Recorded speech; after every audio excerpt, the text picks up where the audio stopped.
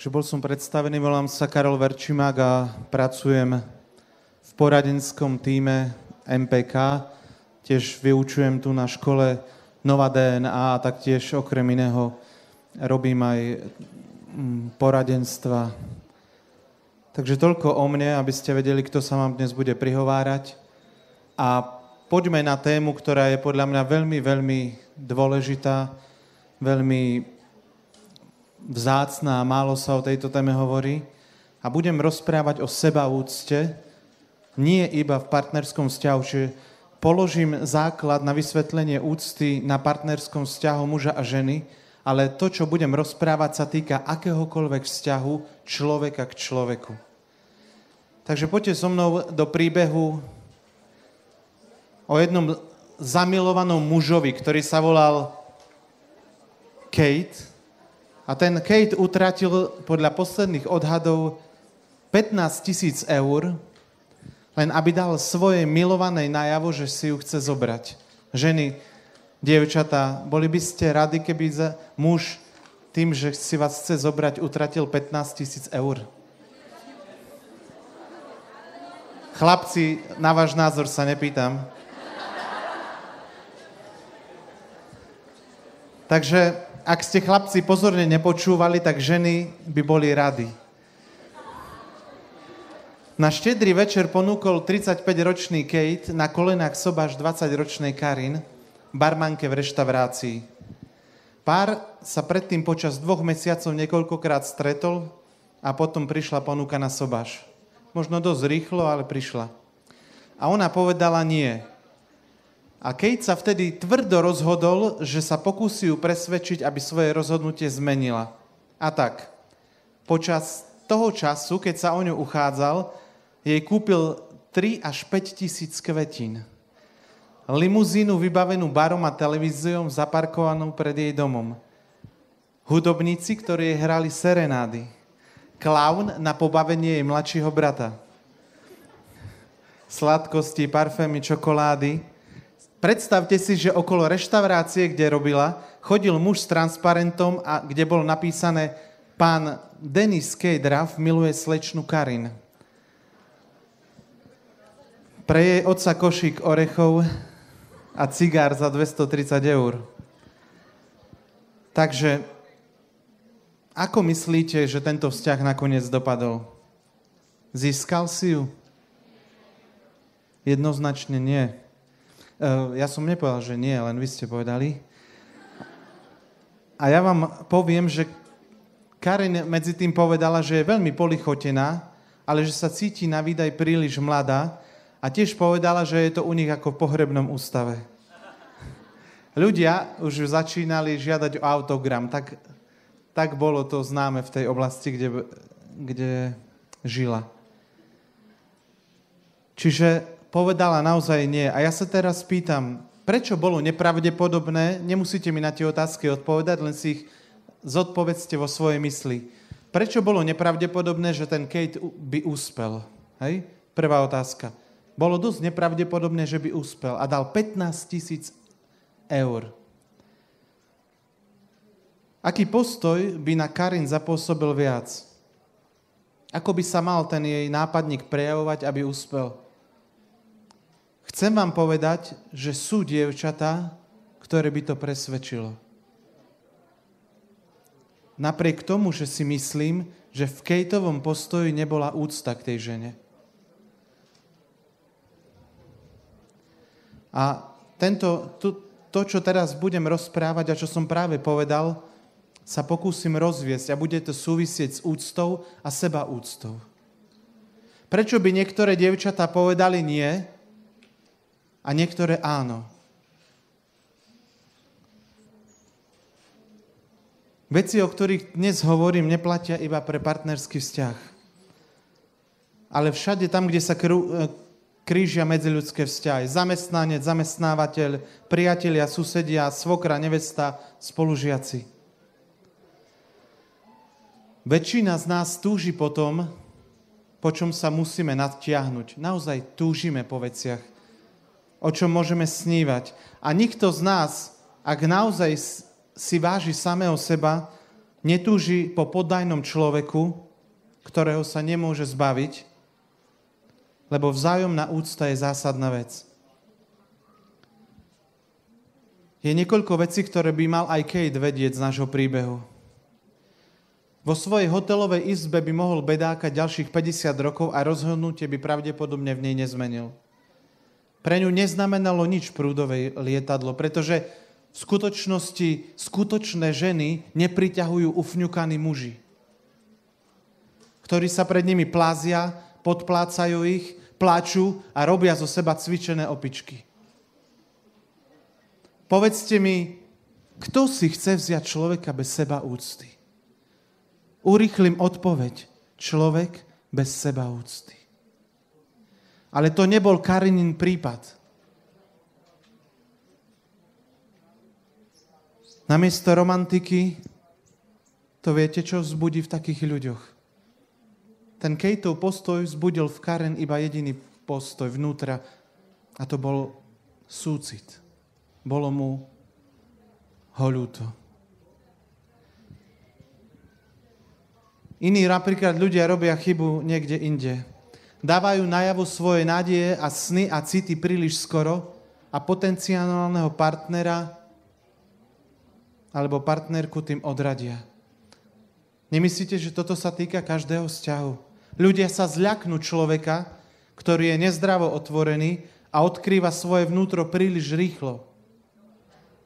Lebo všetko má svoj čas a poriadok. Nesnažte sa na prvom stretnutí, na prvom rozhovore povedať o sebe všetko, pretože sa vás ľudia zľaknú.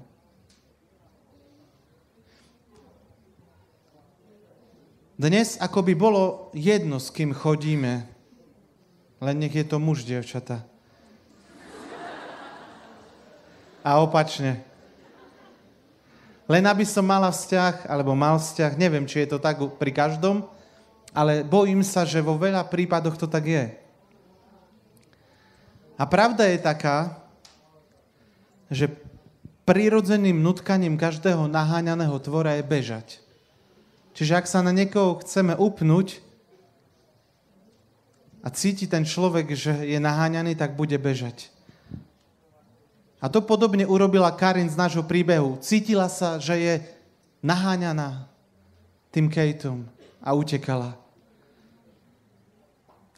A ja znovu nehovorím iba o získaní partnera. Platí to pre každý vzťah. Či žijete 20 rokov v manželstve, či žijete 40 rokov v manželstve, alebo idete do zamestnania, alebo kdekoľvek ste. Keď niekoho naháňate, tak bude utekať. Dovolte mi, aby som to ilustroval na týchto dvoch bábikách mojej dcery, ktorá, keď som jej povedal, že som jej ich zobral, tak sa rozplakala. Ale sľúbil som jej, že zajtra jej kúpim druhého muža, lebo má iba jedného.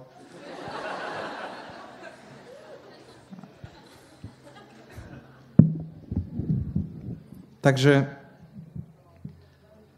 už vie ako na mňa. Toto je Kamil a toto je Jana. Kamil a Jana, zabudnite na skutočné postavy, v živote, ktorých poznáte a ktorí sa takto volajú, žijú v partnerskom manželskom vzťahu. Od určitého obdobia sa Kamil v tomto manželskom vzťahu začne cítiť akoby pod paľbou. Začne sa cítiť, že je príliš naháňaný. A tak sa začne oddiaľovať a začne sa aj vzdiaľovať. Ale to Janu vyplaší. A tak sa rozhodne, že bude robiť všetky kroky preto, aby ho získala naspäť a začne do ňoho dobiedzať a začne ho naháňať. Samozrejme, to v ňom nevzbudí príťažlivosť, ale začne ešte viac utekať od Jany. A tá v zúfalom kroku, aby ho nestratila, sa na ňo vrhne a nepustí ho. Kamil sa začne uvoľňovať z jej zovretia a keď sa pustí, tak utečie. A Jana zostane zúfala sama plakať a sa pýta, ako sa mohlo niečo tak krásne tak pokaziť. Nemáte takéto skúsenosti vo svojom živote? Koľko partnerských vzťahov začalo a mysleli ste si na začiatku, že to bude krásne a skončilo to. Koľko manželstiev sa dostalo do bodu, keď v podstate ste sa cítili v pásci. Čiže moja otázka znie, aké riešenie by ste Jane poradili? Čo by mala urobiť? Skúste si na to teraz odpovedať sami. Čo by mala Jana urobiť? Čo by ste vy urobili na jej mieste? Logika hovorí, že naproti tomu, čo logika hovorí, tak pravda je taká, že pre spätné získanie toho partnera je najlepšie cúvnuť. Stiahnuť sa a dať partnerovi slobodu. A sebe prejaviť úctu. Je zvláštne, že keď sa toto stane, tak ak ten obmedzovaný partner, ak nie je obmedzený, tak často vykročí k partnerke sám. Lebo spojivom, ktoré zacíti v tomto prípade je úcta, ktorú si Jana preukázala a nenaháňala ho. Úctu zacíti. A úcta je veľmi príťažlivá. Zrazu zacíti, že Jana si váži samu seba. Váži si dokonca samu seba tak, že sa nebude za každú cenu nezdravo ponižovať. Tak veľmi veľa vzťahov by dodnes fungovalo, keby sa jeden z partnerov odmietol pláziť ako zbitý pes. Lebo jedinú vec, ktorú zbudíte v tom druhom človeku, je súcit. Ak ho dnes bombardujete 1000 SMS-kami, ak ho dnes bombardujete mailami a rôznymi statusami, tak ten človek od vás utečie.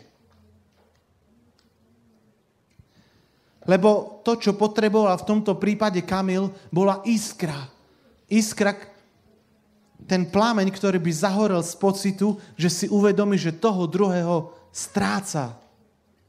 Lebo to je podstata toho, aby sa vrátil. A viete, môže sa stať, že sa nevráti. Ale čo zostane Jane? Úcta.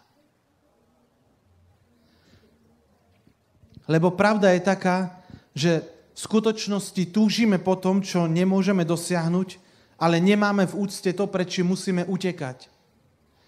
Túžime po tom, čo nemôžeme dosiahnuť, ale nemáme v úcte to, pred čím musíme utekať. Chlapci a dievčatá, muži a ženy, koľko vzťahov by dodnes fungovalo? Do koľkých vzťahov by ste možno vstúpili a nikdy by sa nerozpadli, ale aj v zamestnaní, aj v priateľstvách, hoci kde, keby ste v prvom rade sami sebe preukázali úctu.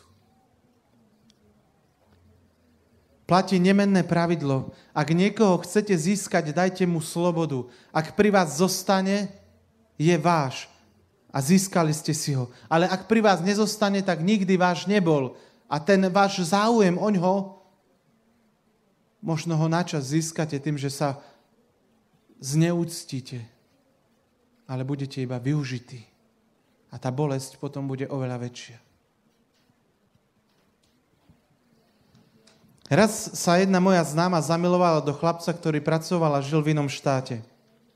Cez prázdniny ho bola navštíviť a potom prišla a pokračovala štúdiu. Na začiatku si volali každý deň, no po určitom čase sa ten chlapec odmlčal a už iba prezváňal. Ale prezváňal iba vtedy, keď ona najprv prezvonila jemu. A na e-maily už neodpisoval. Na Facebooku mala jeho meno, že je s ním vo vzťahu. Ale on mal iba napísané, že je vo vzťahu. A nemal tam jej meno. Si predstavte dievča, ktoré prvýkrát v živote povedalo, že chce mať vzťah, odcestovalo za tým chlapcom do Ameriky a bolo rozhodnuté, veľmi odvážne dievča, vydržať. My chlapci sme oproti tomu zbabelci. To dievča bolo odvážne sa vrátiť, celý rok študovať a držať si tú lásku voči nemu. A ja som jej povedal, že tam, kde teraz musí začať, lebo bola veľmi smutná, ako sa správa ten chlapec, že si musí preukázať úctu a zachovať svoju dôstojnosť. Aj za cenu, že toho chlapca stráti.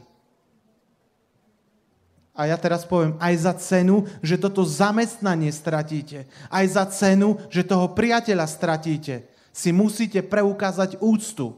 To jedno, aký vzťah je tam. Povedal som jej, že nech tomu chlapcovi prestane prezváňať. Ako náhle mu prestala prezváňať, tak hneď zareagoval. Napísal jej e-mail. Nemastný, neslaný, ale napísal. A viac sa neozval. Občas niečo šplechol do statusu na Facebooku, ale to jej iba ubližovalo, lebo nemala istotu, na čom je. Povedal jej, že stále ho teší, že má jeho meno v statuse vo vzťahu. Viete, nám sa to teraz ľahko hovorí, si myslíme, aký chudák to bol. Ale koľko dievčat toto dovolí? Koľko dievčat toto dovolí? Teraz sa na to pozeráme tak, že by sme to zvládli. Ale keby ste boli zaľúbení, nechali by ste to tak? Nebojovali by ste o toho chlapca? Ďalším krokom k získaniu sebaúcty bolo, že potrebovala nabrať silu, dať jeho meno preč. Aká odvaha však. Asi by to nedokázala bez podpory, ale povedal som jej, aby úplne odobrala to, že je vo vzťahu. A to nedokázala. Vravel som jej, aby mu napísala, že ho má rada, ale váži si samu seba natoľko, že chce dať jemu aj iným chlapcom šancu sa o ňu uchádzať. A v prvom rade bude rada, ak túto možnosť využije on. Ale ak ju nevyužije, tak musí dať právo iným chlapcom. A po určitých týždňoch dospela vo svojom živote do štádia, že vyhodila úplne jeho meno, aj to, že je vo vzťahu s niekým z Facebooku. A verte mi, že to bol proces, to nebolo ľahké, jej srdce plakalo. Bola to odvážne dievča. Ale musela si to prebojovať sama. Ja som jej niečo mohol naznačiť, ale trvalo týždeň, dva, kým zase sa naučila, aby to, že to musí urobiť. A viete, čo sa stalo? Neozval sa jej viac. Ako dlho by to naťahovala? Ako dlho by zneúcťovala samu seba? Ponižovala sa? Predstavte si, koľko zranení si prinášame do životov, koľko rokov v manželstiev bez preukázania sebaúcty prežijeme, až potom, keď pochopíme, že si ju musíme preukázať, koľko sme si mohli zachrániť sami seba pred bolesťou. Koľko zranení sme nemuseli dostať. A ja verím, že akýkoľvek chlapec, ktorý by sa o ňu uchádzal, už je teraz vo vzťahu s iným, zistí, že toto je dievča, ktoré má hodnotu a v stupienku osobnej sebaúcty postúpilo o stupienok vyššie. Možno pre mnohých z vás to, čo tu teraz rozprávam, je malicherné. Ale koľký z vás, dievčatá a chlapci, ktorí toto prežívate, a koľký z vás, muži a ženy, ktorí toto riešite na úplne inej úrovni, ale tá podstata je úplne rovnaká, si myslí, že toto je veľmi vážne. To nebolo ľahké zobrať zo statusu chlapca, ktorému som ako prvému povedala, že s ním chcem chodiť.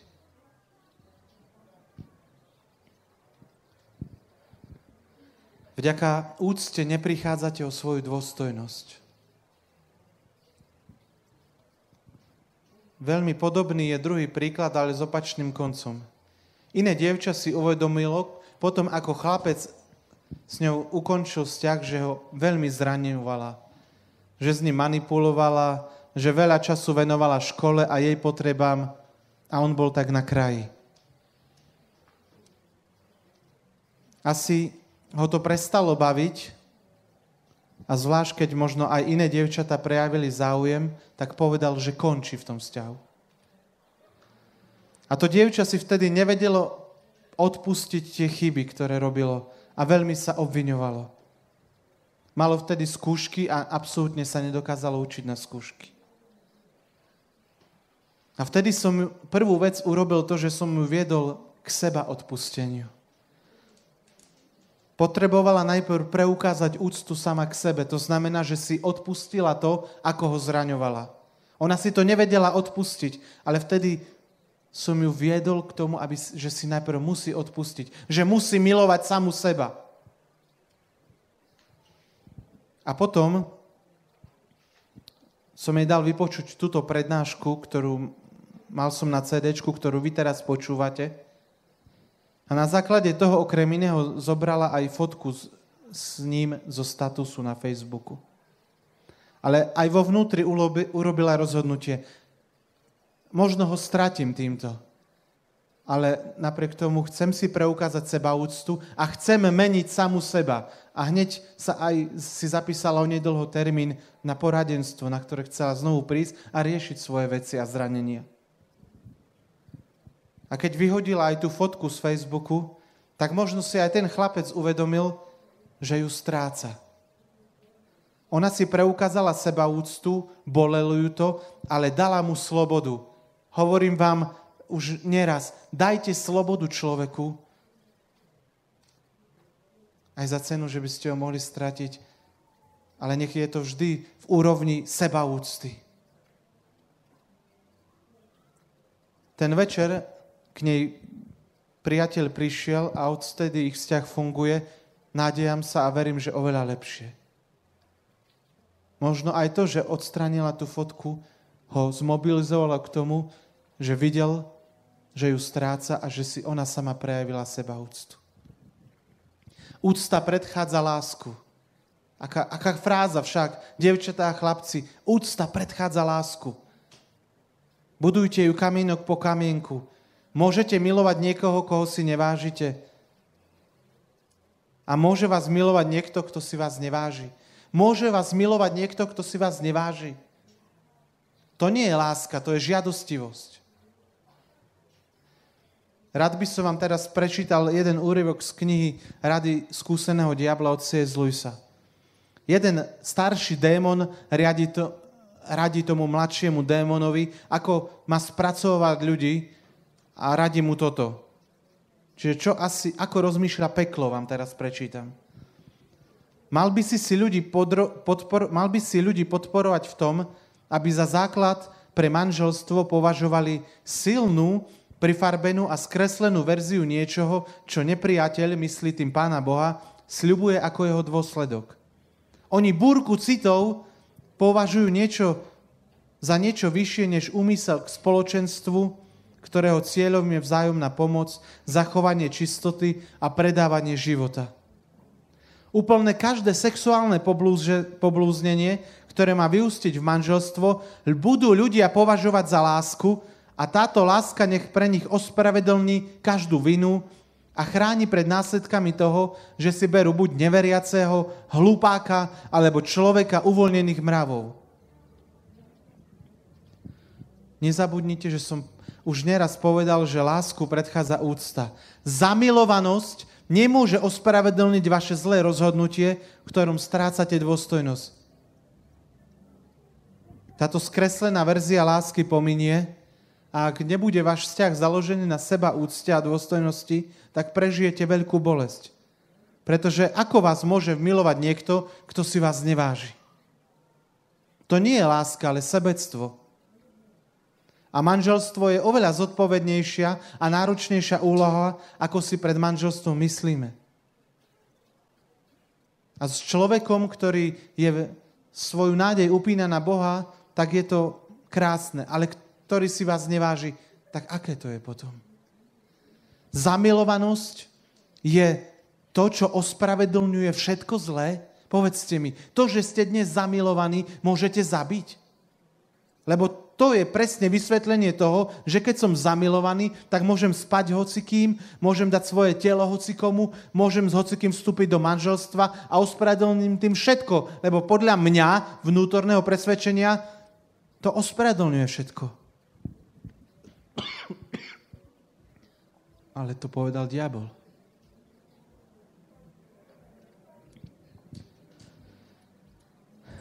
To, ako žijeme úctu v rodine a v partnerských vzťahoch, hlboko súvisí s tým, že koľko úcty sme prijali alebo neprijali od našich autorít. Chcem teraz trošku vám poukázať do pozadia toho, prečo by niektoré dievčatá povedali Kateovi Raffovi, že $15,000 je super a že ja sa chcem za teba vydať, a prečo niektoré dievčatá by povedali nie. Pravda je taká, že niektoré dievčatá by nevycítili, že Kateovi ide iba o jednu vec. Dokázať si, aký je muž. A že keď to dievča dostane, to bol totálny sebec ináč. Totálny sebec. On si iba potreboval dobiť srdce ženy. Nič iné. A keď by ju dobil, tak by si ju postavil na piedestál a cítil by sa muž. Lebo nič iné vtedy neriešil, verte mi. Nič iné neriešil, iba svoju neúctu voči sebe. A preukázal by si ju tak, že by dobil jej srdce. Ale ona to spoznala. Toto v nej nezbudzovalo úctu, ten jeho postoj. A tak vám dnes hovorím, že to, prečo niektoré dievčatá a chlapci dokážu rozlíšiť neúctivé správanie a niektorí nie, je hlavne to, že či nás naše autority, prevažne otcovia a mamy, v živote požehnali úctou alebo nepožehnali. Tam to má základ. To, ako sa ku nám správali naše autority a podľa toho sme sa naučili v živote jednať. Podľa toho prežijete 30 rokov s alkoholikom bez toho, že by ste niečo urobili, alebo si preukážete úctu, alebo s ním nikdy nevstúpite do manželstva.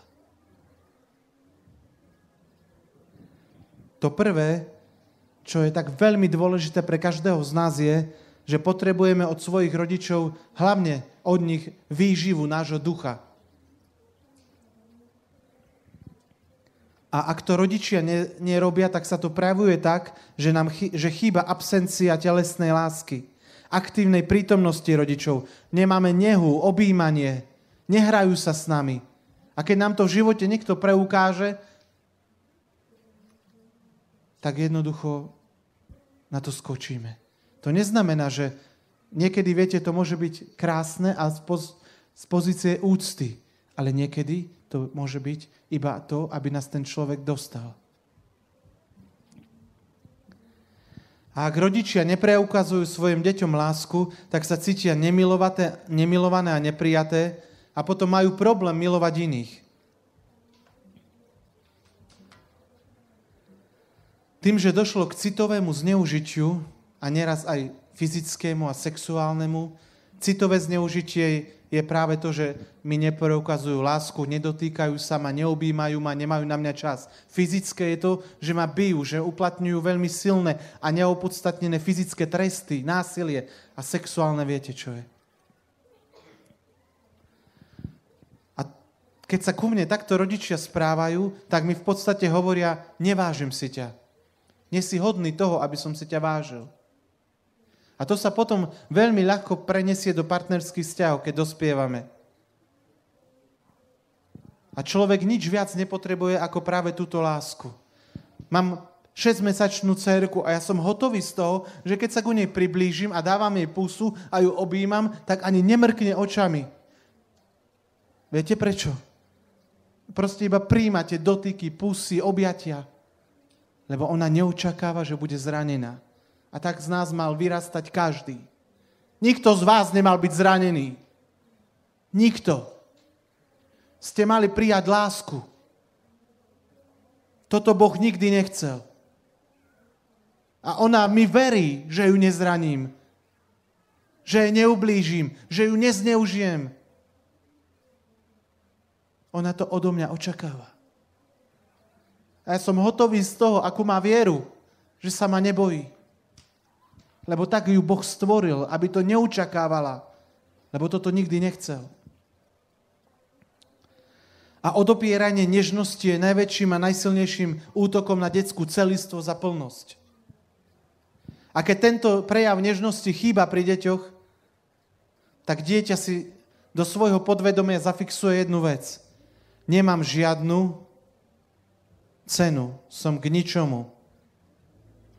Aký má to všetko zmysel? Som iba jeden a jedna z mnohých. Som zameniteľný, pretože mi rodičia svojim správaním nedajú najavo, že si zaslúžim ich úctu. 80 až 90 ľudí, ktorí príde ku nám na poradenstvo, prichádzajú preto, že majú zraneného ducha, že nedostali dostatok lásky. A toto sa potom prejavuje vo všetkom, ako sa správajú. Že sa k ním rodičia nesprávali nežne a citlivo. To sa nedá vykresliť, aký to je deficit, aké to je zranenie. To je absolútne pochybovanie o existencii u dieťaťa. Ono dokonca tvrdí, a tu uvidíte ten koreň, prečo sa v dospelosti nechávame zneužiť, je, že ja si nezaslúžim, aby som bolo milované. Viete, lebo dieťa, Pán Ježiš preto povedal, že majte vieru ako deti, verí všetkému, čo mu poviete. A keď vy mu svojim správaním poviete, že si nezaslúži, aby bolo milované, tak ona tomu verí. Doteraz mnohí z vás tomu veria, lebo vám to rodičia povedali ako deťom. Keď na vás nemali čas, keď vás nepochválili, keď vás nepusinkovali, keď vás neobjali. Ono neodsudzuje rodiča. Keď bude mať 20 rokov a pochopí, že to v živote takto funguje, tak možno sa na ňo začne hnevať. Ale keď má 5 rokov to dieťa a viete, že to, čo má v živote vedieť, sa naučí približne do 6. roku života a potom to s ním ide celý život, tak jednoducho verí jednej veci. Nezaslúžim si, aby som bolo milované. A zrazu bude mať 20 rokov to dievča alebo chlapec a príde nejaký Kate, ktorý jej dá 15 000 a dokazuje si tým iba to, že nie je muž a že dobije srdce každej ženy, že je frajer. A ona to možno v podvedomí niekde cíti, že asi ju nemá rád. Ale aj tak jej druhý hlas povie, ja si nezaslúžim, aby mi niekto preukazoval úctu. Ja si nezaslúžim, aby som bola milovaná.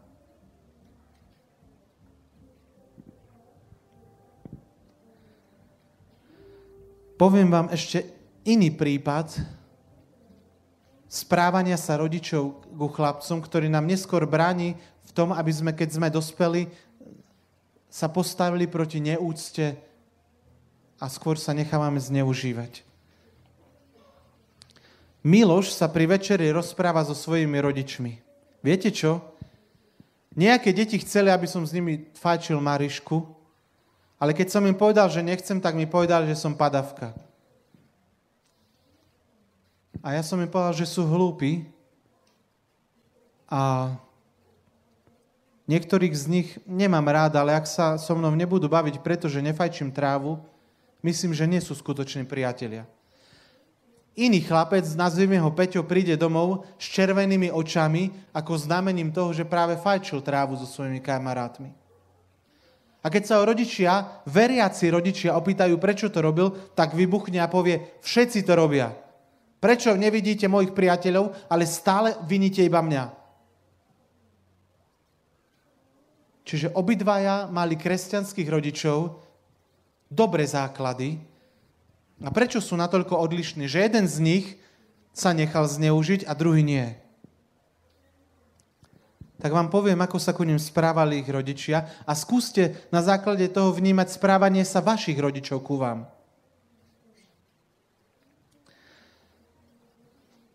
Milošova rodina mu dovolila nesúhlasiť s tým, čo od neho chceli.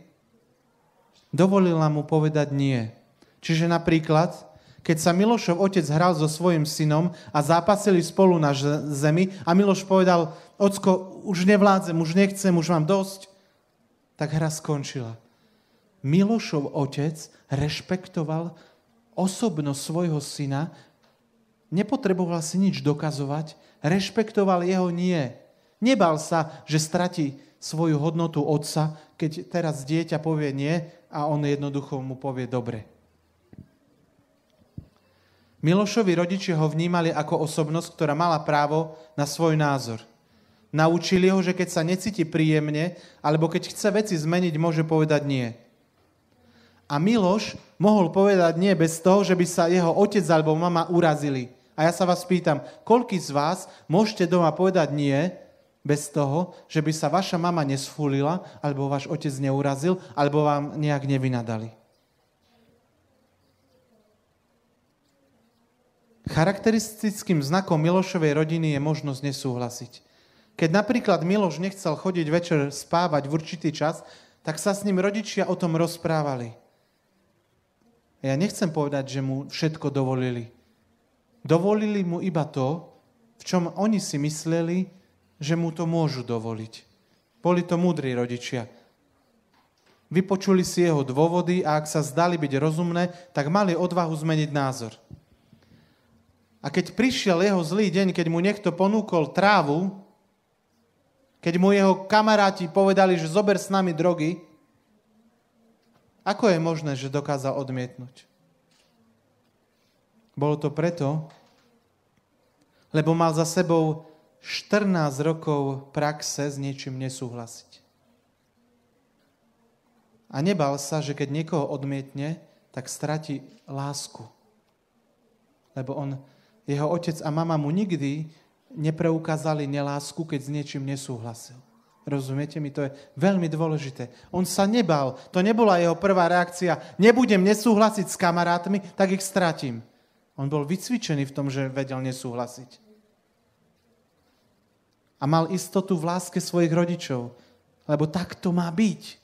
Každý jeden z vás mal vo svojej puberte mať istotu v láske svojich rodičov a tá ho mala držať, až kým by nemal 20, 30, 50 a 70 rokov a mal by istotu v láske svojho nebeského Otca. Lebo tak sa to malo pretransformovať.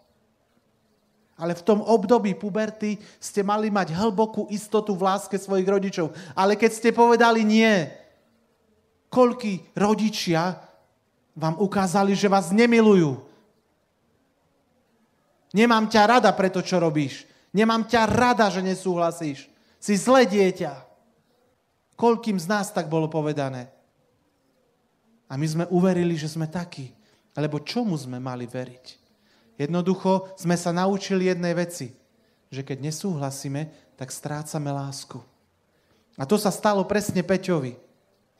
Keď s niečím nesúhlasil, tak sa to jeho mami tak dotklo, že sa odsudzila a hneď bola urazená. Netrvalo dlho, že sa Peťo naučil, že ak chce dosiahnuť svoje, tak musí byť absolútne podajný. Vyvinul si schopnosť navonok úplne súhlasiť s hodnotami svojej rodiny a s rodičmi. Navonok súhlasil, kým ešte sa nevedel im postaviť na odpor. Čokoľvek si myslel, či už šlo o pozeranie televízie, o to, čo zje, výber kostola, oblečenia. Nechal si to pre seba. Učinil samého seba úplne podajným. Raz, keď sa pokúsil odmietnúť matkino objatie, okamžite sa od neho odtiahla a odtlačila ho so slovami: raz budeš ľutovať, že si svoju matku zranil. Veď ja som otec a preto viem, ako je dôležité, aby moja dcéra mala právo povedať nie. Ocko, nechcem, aby už sme sa takto hrali. Keď ju večer uspávam, držím ju za ruku. Stále ma chce držať za ruku, ale potom sa otočí na druhú stranu, už je to nepríjemné pre ňu. Tak mi iba povie, teraz už takto mi nie je dobre držať sa za ruku. Dobre. Ale pre ňu je úplne prirodzené, že ja poviem dobre. Lebo viem, že keď budem mať 20 rokov, tak prídu iní frajeri, príde iná partia a jej povedia, zober si drogy, vyspí sa so mnou, chcem si ťa kúpiť. A ona povie, nie, lebo som naučená hovoriť nie. Vážim si samú seba. Ocko mi tu preukázal v živote. Si ma vážil tými postojmi. Som mala právo. Vo mne sa to ukladalo. Ja som samú seba vnímala, že som osobnosť. A preto vám teraz hovorím, nie. Ale Peťo sa naučil, že ak nechce stratiť lásku, tak sa musí podať. A už teraz mi rozumiete, prečo niektorí z nás by Kejtovi povedali nie a niektorí z nás by povedali áno. Ak sme sami seba neriešili niekde, ak sme neodpúšťali, tak ani nevidíme, že si zaslúžime lásku. Jednoducho je to pre nás vzdialené. Je to mrak, cez ktorý nevidíme. Tma.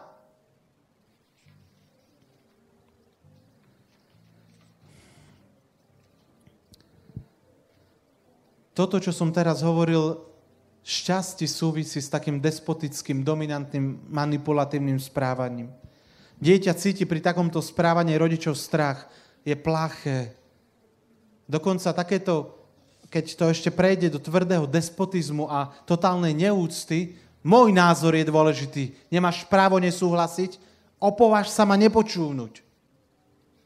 Viete, keď idem niekedy po meste a vidím, ako mami, ako otcovia a mami kričia na tie deti, s akou neúctou sa voči nim správajú, tak ma striasa, lebo zatiaľ ich dieťa počúvne. A prídu do puberty a budú plakať, že ich deti nepočúvajú. Viete prečo? Lebo dovtedy sa ich deti báli. A ako náhle boli slobodní, tak prvým z nich povedali dovidenia. Nebudem vás viac počúvať. A keď pozerám na tie deti, tak vidím, že čo z nich môže byť pri takom neúctivom správaní. To správanie rodičov pochádza znovu z toho, že si neveria ako rodičia.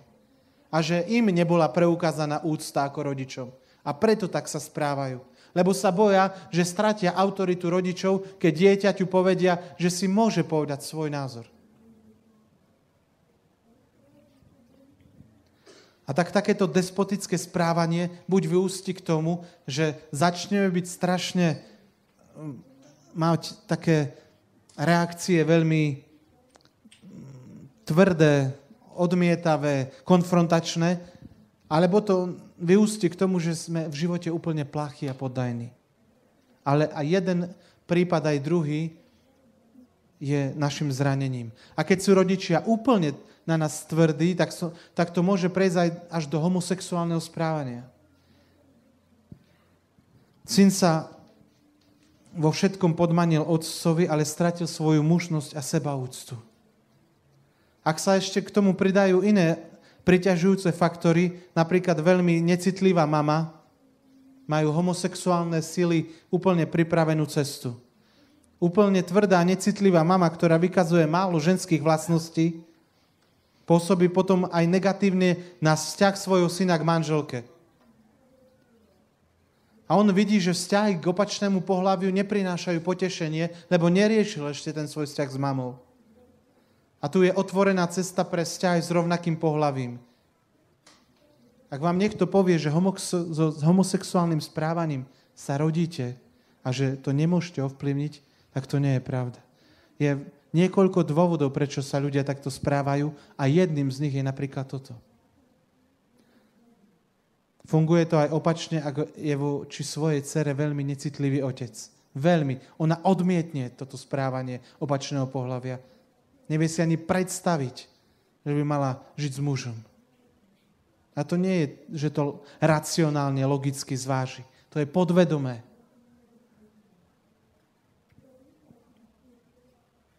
Adolf Hitler bol takým mužom, ktorý bol svojim otcom veľmi bitý a tvrdo trestaný. A v ňom sa vybudovalo to, že nechce zažiť pocit toho slabšieho. A v živote zastával tvrdosť. Hovorí, moja pedagogika je tvrdá. Chcem násilnú, panovačnú a krutú mladosť. Nesmie v nikom byť nič slabé a nežné. Stačí vydržať 100 rokov takejto výchovy a nemecký národ bude najzomknutejší v celej Európe. A viete, čo vyrastie z bitého psa? Poslušné a ustráchané stvorenie. A toto stvorenie mu potom hajlovalo v celom Nemecku.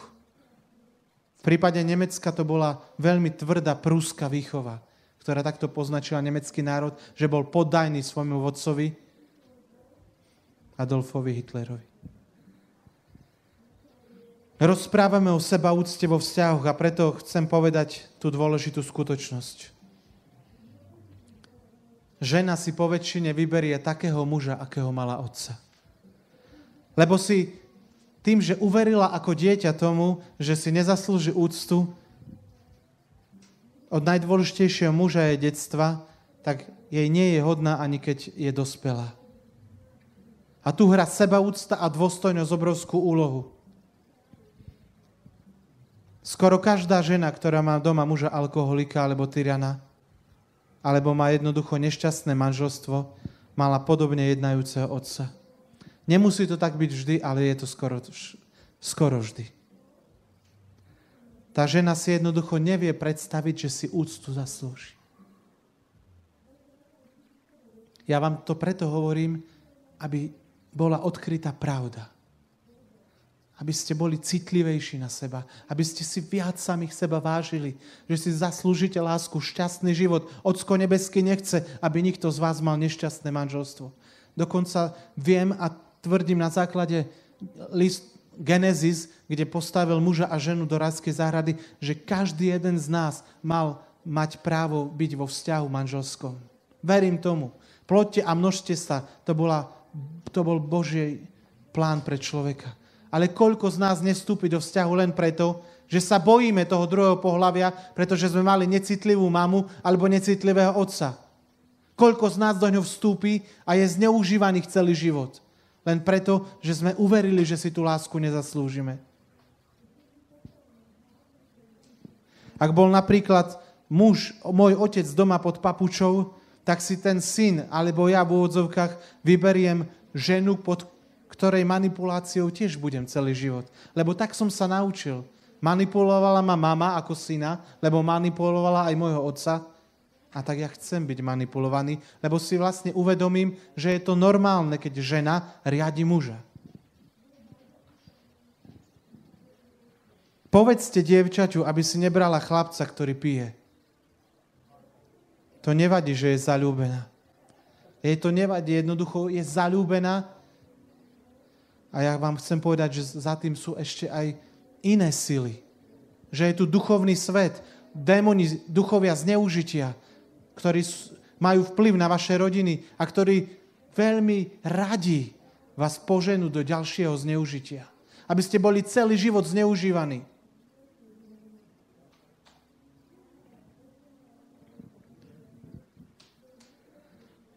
Inej nevadí, že jej partner ju udrie alebo pozera porno, či ju podvádza s inými ženami.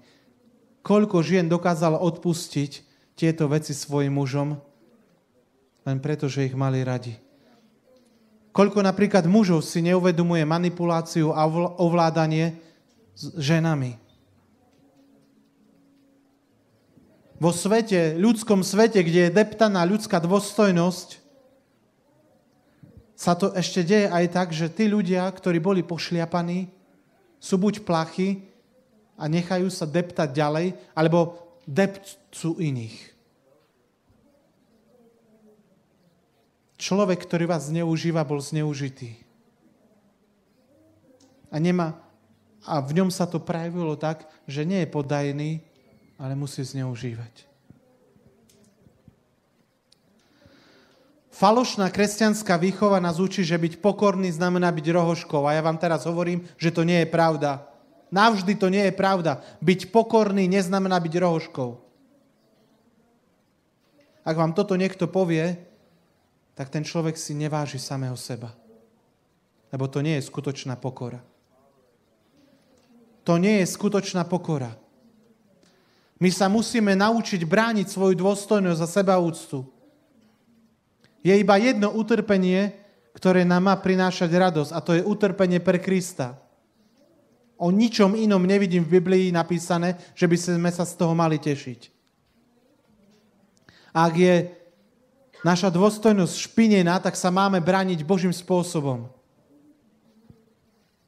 Apoštol Pavol veľakrát trpel pre Krista, ale raz ho zbičovali bez príčiny.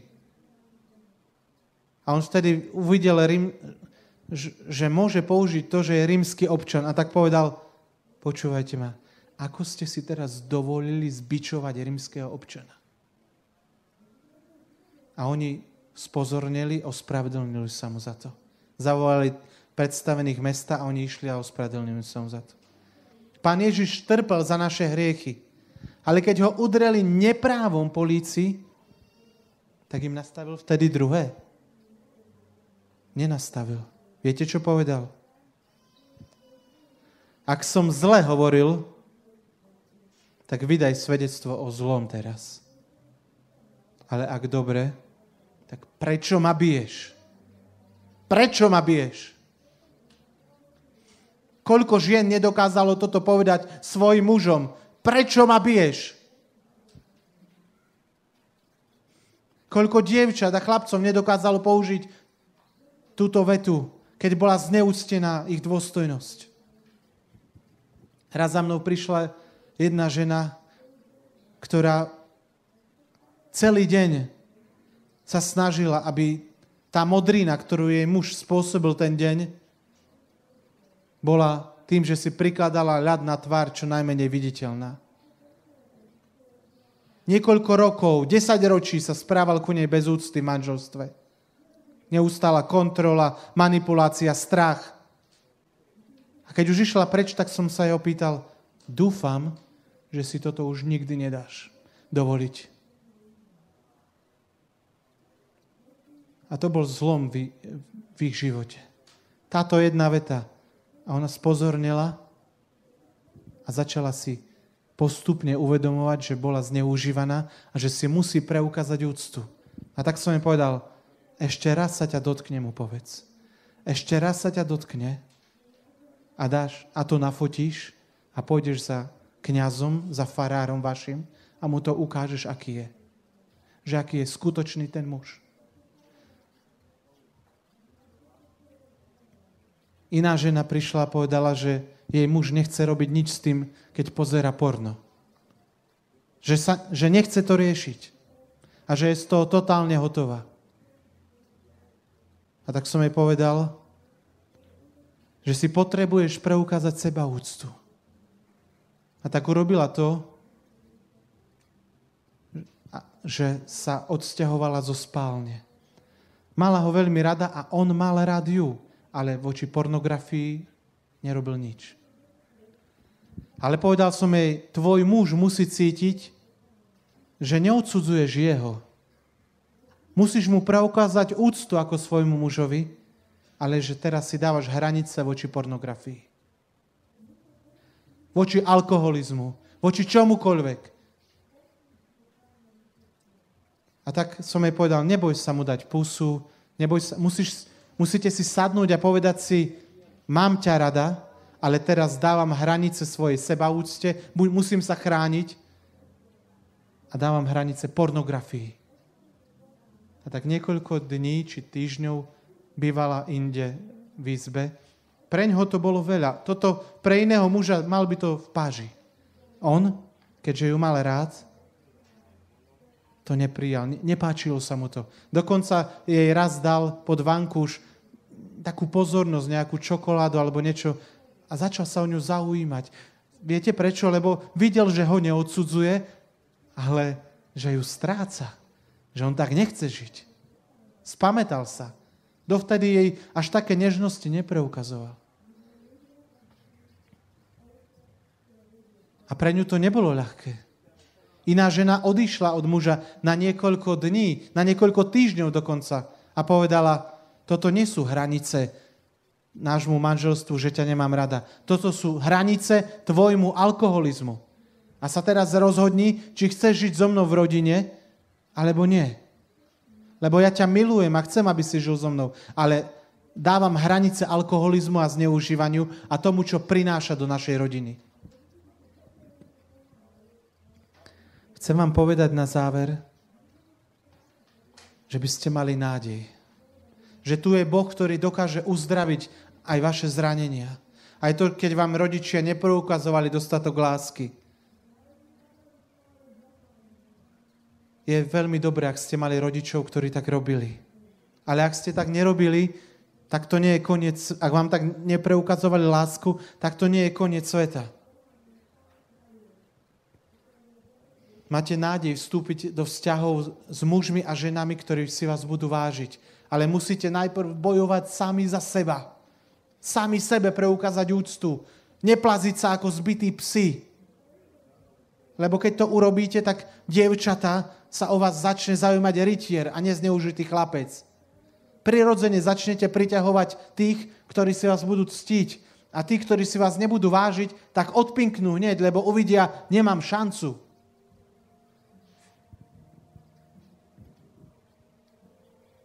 Lebo ak si sami seba nevážime, tak vysielame také signály, zneužite ma.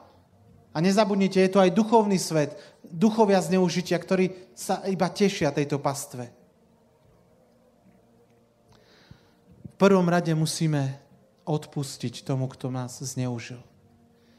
hovorím o akomkoľvek druhé zneužitia, používam slovo zneužitie, autority myslím tým, hej.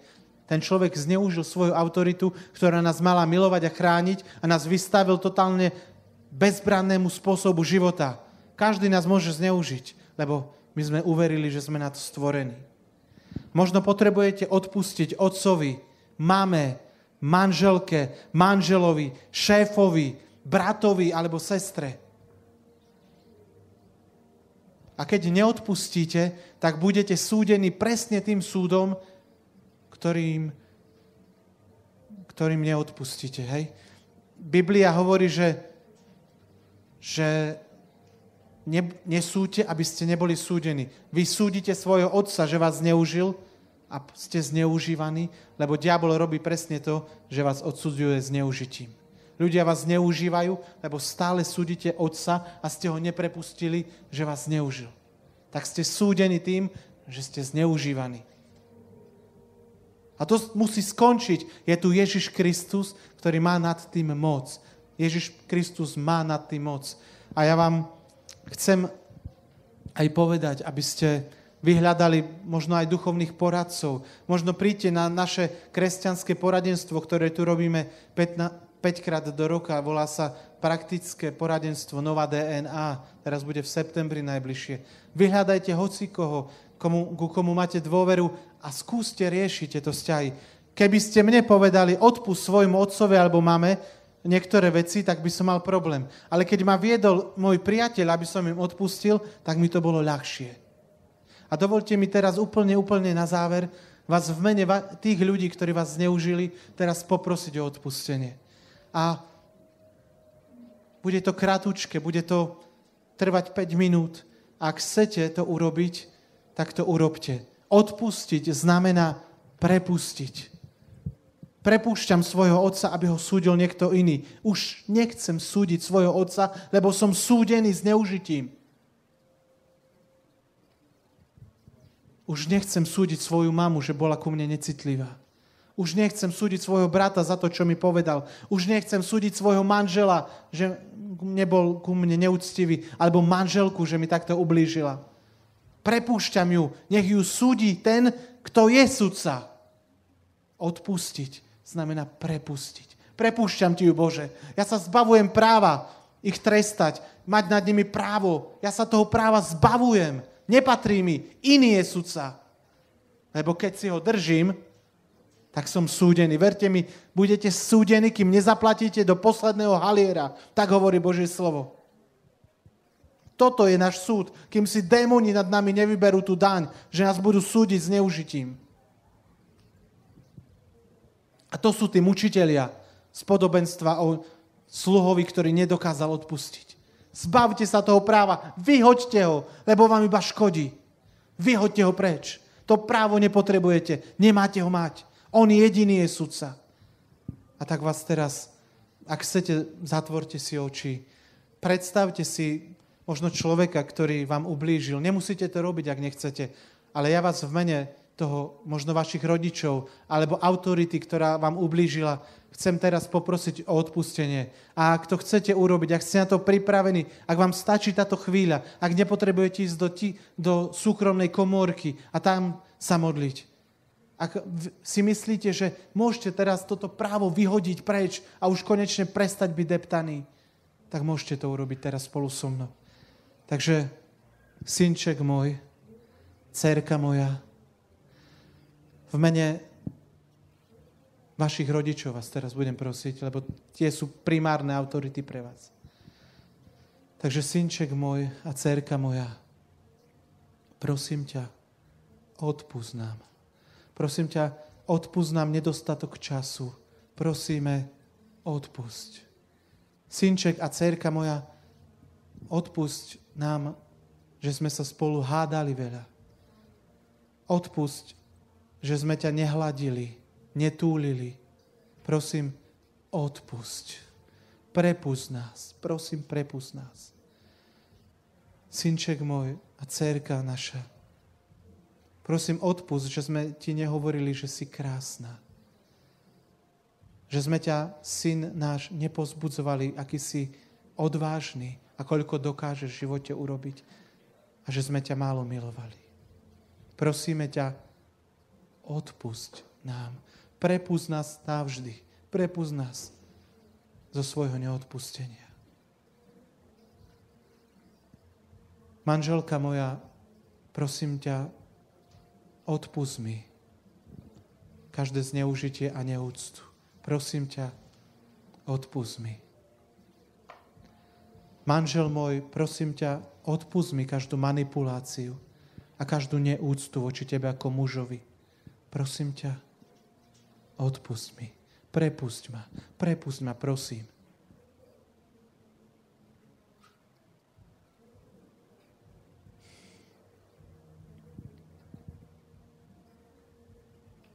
Ak potrebujete Bohu ešte niečo povedať alebo prepustiť v nejakých iných veciach, môžete to aj doma urobiť.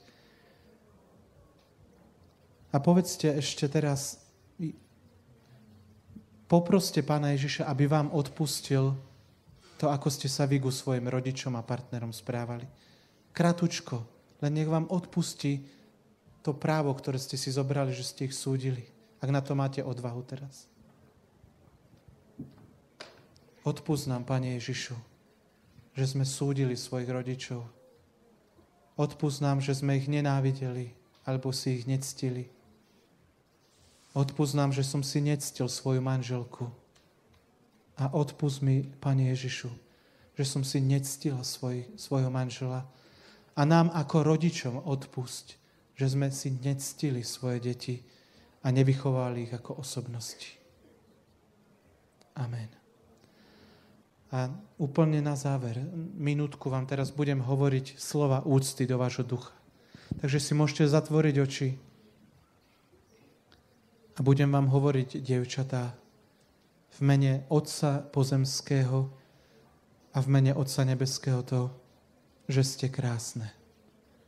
Že si zaslúžite, aby sa k vám ľudia a muži správali s úctou. Chcem vám povedať, že ste boli stvorené pre úctu. Si zaslúžite, aby ste sa ku vám každý správal s úctou. Si to zaslúžite. Verte tomu, dievčatá. Si zaslúžite partnerov a mužov vo vašom okolí, ktorí vás nebudú zneužívať. Si to zaslúžite. Ste toho hodné. Ste toho hodné, aby sa ku vám takto správali muži, šéfovia vaši v práci, priatelia vaši partneri. Ste hodné úcty. Ste krásne.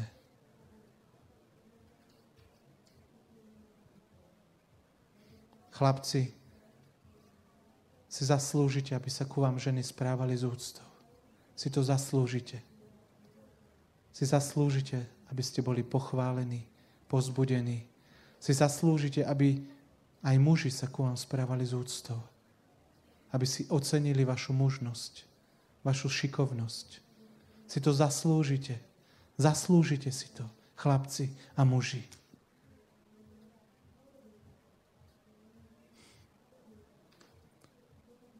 Boh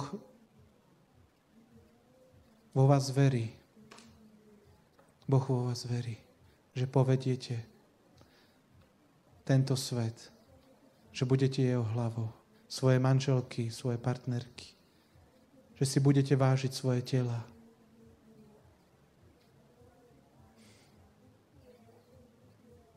Takže nech tieto slova zostanú vo vás. Aspoň máličko som takto chcel požehnať vášho ducha. A ak potrebujete ísť a niekým sa poradiť alebo modliť, tak dajte všetko preto, aby ste to urobili. Nemusí to byť tu, možno to bude doma, vo farnosti, hoci kde inde. Ďakujem vám za pozornosť. Majte.